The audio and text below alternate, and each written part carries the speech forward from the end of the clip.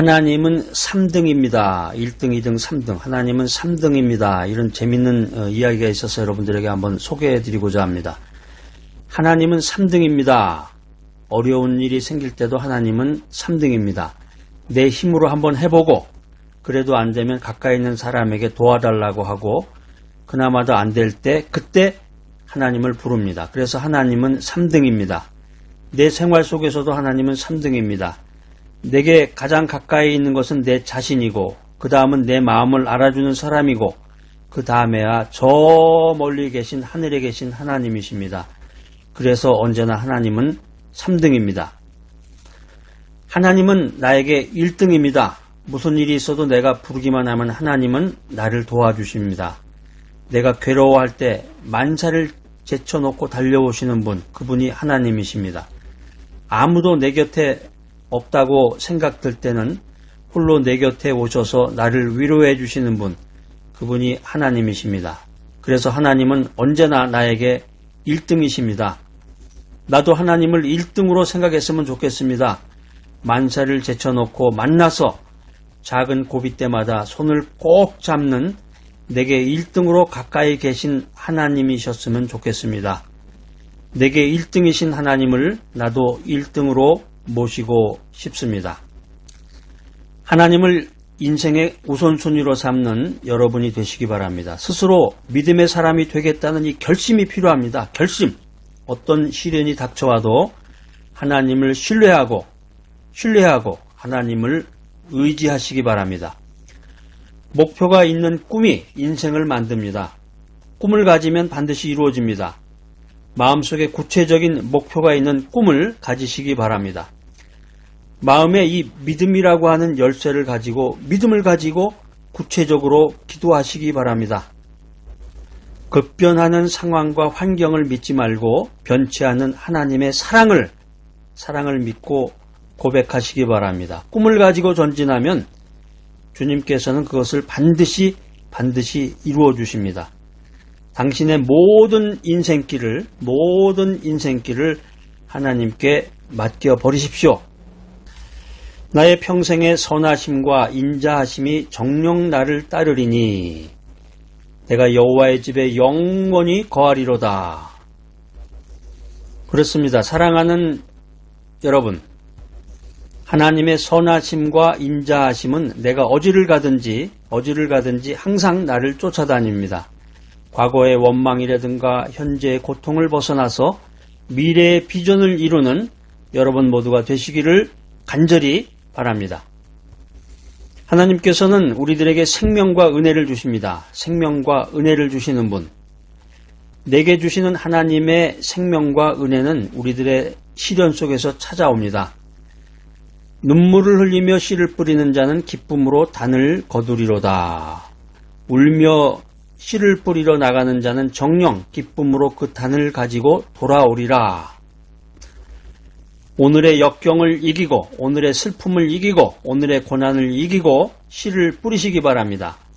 인생 최대의 고비의 순간에, 위기의 순간에, 하늘이 무너지는 순간에 기쁨의 씨, 복음의 씨를 뿌리시기 바랍니다. 저 멀리서 다가오는 하나님의 은혜를 끝까지 소망하고 기다리면 내가 뿌린 그 씨는 시련의 광야 속에서 피어나는 생명과 은혜의 꽃이 될 것입니다. 하나님께서는 우리가 인생길을 걸어가면서 받은 고통과 상처와 온갖 학대와 슬픔을 빠짐없이 기억하셨다가 때가 되면 2배나 큰 기쁨과 평화와 행복으로 갚아주십니다. 이것을 믿는 것이 믿음입니다. 이것이 우리를 향한 하나님의 뜻임을 믿으시기 바랍니다.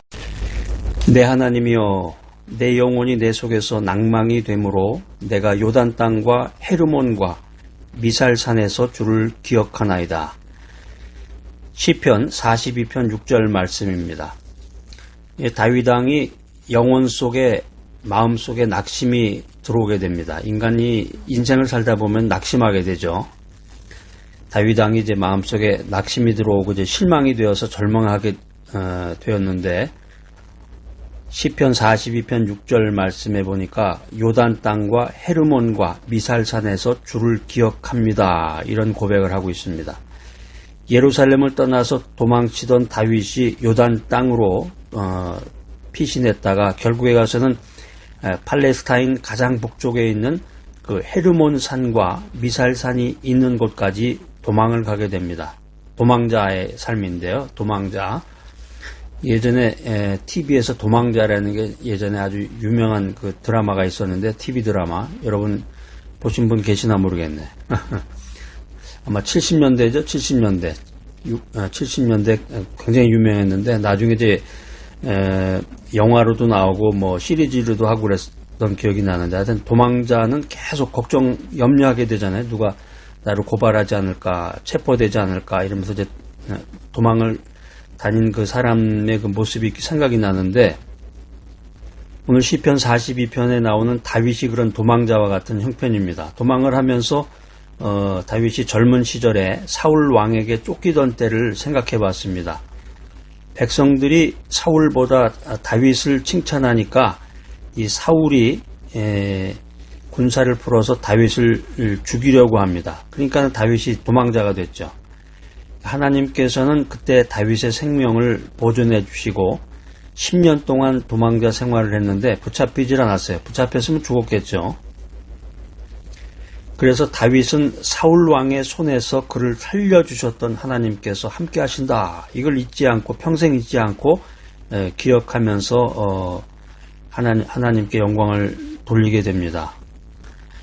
그래서 인생의 위기를 맞았을 때 하나님께서 도와주시고 하나님께서 지켜주실 것을 믿었다는 것입니다. 믿었다. 과거에 역사하셨던 하나님께서 오늘도 역사하시고 미래에도 역사하실 것을 믿었다 하는 것입니다. 우리가 인생길 살다 보면은 힘들고 어렵고 뭐 직장에서 여러 가지 일이 생기기도 하고 돈 문제 때문에 힘들어하기도 하고 가족 관계 뭐 인간 문제라는 게 다 똑같아요 보면. 그랬을 때 실망하고 낙심하게 되는데 믿음 가운데서 과거에 역사하셨던 하나님께서 오늘도 역사하시고 미래에도 역사하신다. 이걸 믿어야 되겠죠. 이런 믿음을 가졌을 때 이 믿음과 평강을 갖게 되는 것입니다. 신명기 7장 19절에 보면 아주 놀라운 말씀이 있습니다. 아주 말씀을 통해서 굉장히 위로가 되고 격려가 되는 말씀인데 제가 한번 읽어보겠습니다. 내 하나님 여호와께서 너를 인도하여 내실 때에 내가 목도한 큰 시험과 이적과 기사와 강한 손과 편팔을 기억하라. 이제 모세가 출애굽할 때 이야기예요.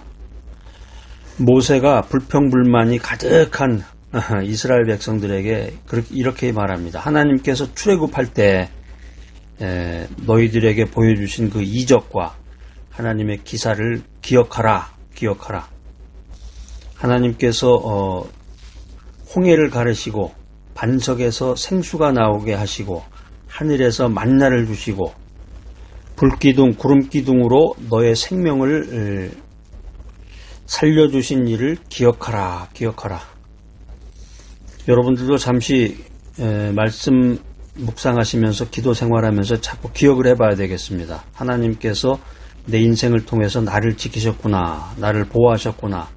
마침내 나를 축복하셨구나. 그래서 낭만과 불안이 다가올 때 하나님의 축복하심, 하나님의 도우심, 하나님의 은총을 기억하는 여러분이 되시기를 바랍니다.